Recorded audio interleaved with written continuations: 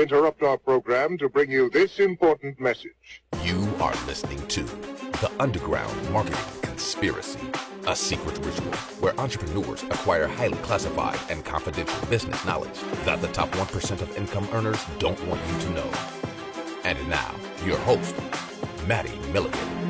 Hope you are having an awesome day, my fellow conspirator and conspirators. Welcome to another episode of The Underground Marketing Conspiracy. Woo! Today I'm asking you the question, should you create events to launch your products? Recently I worked with someone and they wanted me to help them build out a campaign for a live event. And I ended up telling them no, because they didn't really have much of a following online. They didn't have a big enough presence to draw enough people to actually attend their event. And they were rather upset, but I did this really for their own good, because I felt it might really humiliate them if they were to go and no one would show up. So I think events are something where you need to already have built a following and earned attention through content, through helping others, through building a community, through your efforts, whatever that is. Before you do run some sort of event, you need to already have people following you. I remember when Gary Vaynerchuk talked about this, where he had one of his first meetups, he talked about this. He was super nervous about having it and worried about people not showing up. And he didn't do one for a long time, he said, about 4 or 5 years. And then finally one day, he puts it out, and sure enough, all sorts of people show up. But again, he had a lot of attention. He'd already built that following, so people already knew who he was. But if it's an event where it's just you, and you're just starting out, that's going to be a little bit trickier. Because, to be honest, I myself have thought about running events several times in person, and they would basically just be some sort of free event, or maybe even a very inexpensive $50 ticket, something like that. But it's hard to get people to attend free events, let alone paid events, right? So when you look at some good examples of creating events, or events that have really had a lot of buzz around them and where they've been planned and executed absolutely perfectly, all you really need to do is look at some of the big tech companies. If you go and look at all the old Steve Jobs presentations where he goes and just absolutely crushes it. When he first introduced the iPod to the market, he just came on stage and focused on the problem that people didn't really want CDs for all their music. They didn't want cassette tapes or decks. All they wanted was something they could fit in their pocket and have their entire music collection available right in their pocket. And then sure enough, he busts out the iPod, right? And this is all with $0 ad spend. Sure, it takes a lot, and you have to put a lot of money into having all the lighting and smoke and making that cool mirage so the event looks cool and different from everything else. But that is just a very small cost for all the sales you can make. Keeping in mind, everyone knows who Apple is, obviously, when Steve Jobs does those launches, and even when Apple does those launches. But let's take another example from something that happened about a week ago. Elon Musk had this launch for Tesla, where he launched this crazy, wacky looking new truck called the Cybertruck. And when I first saw the logo, I thought it was one of the worst logos ever. It looks like this very handwritten graffiti style font, and it just looks very bad.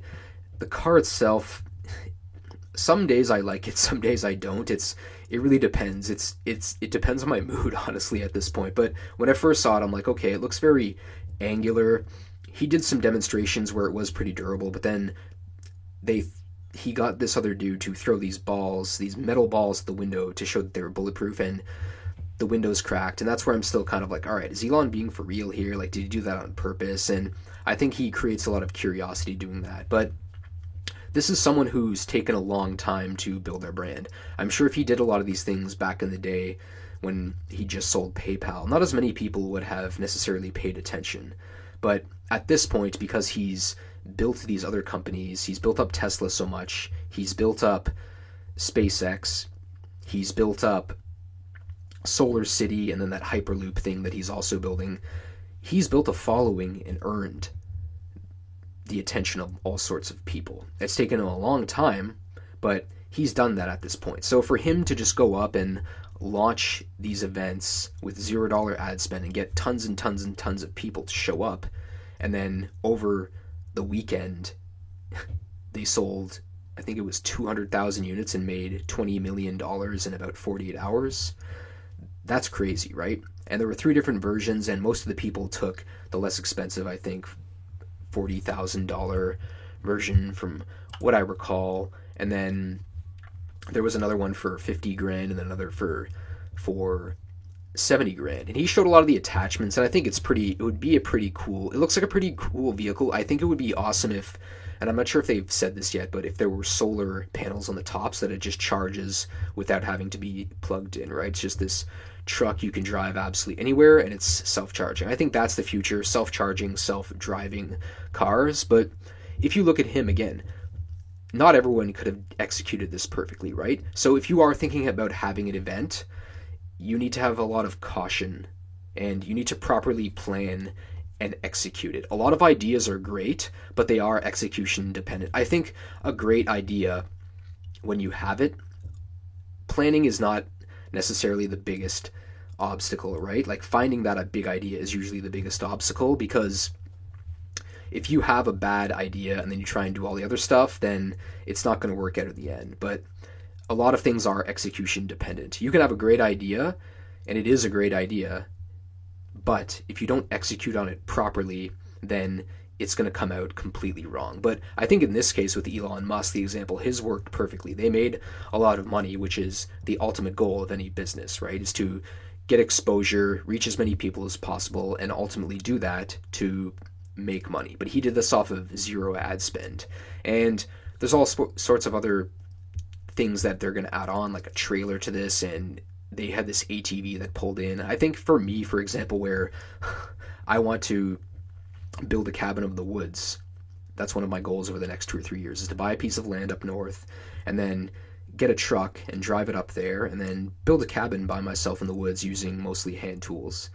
And this is something where I'm like, maybe I could do that, right? If it had, for example, a skidoo where I could pull the skidoo up and it just collapsed into the back, that would be absolutely awesome, because they have this ATV that does that. But again, this got me thinking, right? Now I'm like, oh wow, it made me think of all the possibilities. But this is all from one single launch for the product at this point, right? He's created so much buzz out of this event.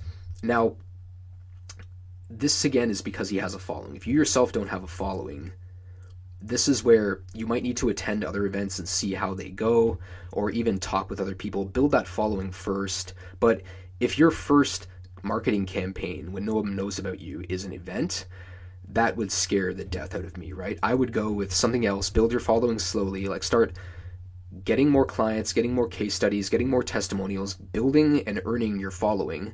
And this can't really be done through paid ads. This is something where it's more earned following, right? This is where you really need to focus on building your personal brand. And that's what's going to make people show up, right? When you have a strong personal brand. People showed up for Steve Jobs and they show up for Elon Musk because they're familiar with who they are and what they bring to the table. So people are willing to invest their time to listening to those people and hearing their ideas and ultimately seeing what they execute, right? One tip too for any sort of event would be over-delivering, right? So when you say you're going to give them a bunch of things like Steve Jobs used to do, at the end he would be like, oh, and one more thing, right? Have that bonus. One little thing I like to do is basically you'll have 5 steps, for example. So I'm like, all right, here's my top 5 tips on how to build a following. And then I'll give the 5 tips and be like, oh, you know what? Here's a bonus 6th one. I do this all the time, and that automatically makes me over-deliver, right? And I've had a few people call me the ace of over-delivery, which I've thought is very funny, and people always say I would over-deliver, and that's one of the easiest ways I do this, right? If I'm going to give you 10, if I say I'm going to give you 10, then I'm going to give you 11, and then I'm going to tell you all 11 things back to you. And then after that, that's your best time to make an offer, right? It's like, wow, they over-delivered. for free. And it's like, hey, and here's my offer. If you think my free stuff is awesome, then invest in my paid stuff, right? And that's what Steve Jobs would do, and that's what a lot of marketers do these days. If you are having a live event, I think that is the time to sell your most expensive product, right? If you're a coach or like a very high-level coach and you have that following again, having that people should pay to come to that event, and then you should pitch them on your inner circle or your most exclusive, like, platinum mastermind. This is what all the biggest internet marketers do, right?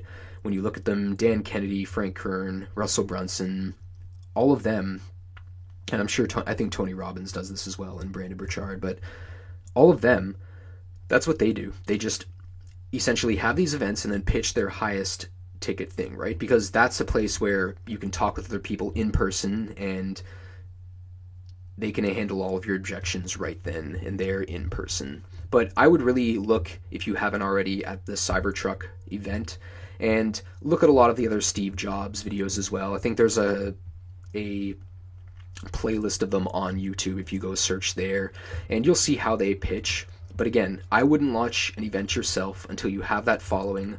I would ask your following as well if they'd actually be willing to show up, and then basically give them an early bird ticket to what you want to sell, right? With the live events too, have your early bird, have your VIP one, so that people have some extra bonuses for signing up for the higher price one. Something where they can meet you, maybe behind the scenes, have dinner with you, answer questions, get some extra swag, stuff like that. Give people options, right? But then eventually I would just productize it where it's just one price, where it's probably $500 or $1,000 to attend that event. And then at that event, pitch them on something that's more expensive. Minimum probably 25, 50, 75, 100 grand on that higher end thing.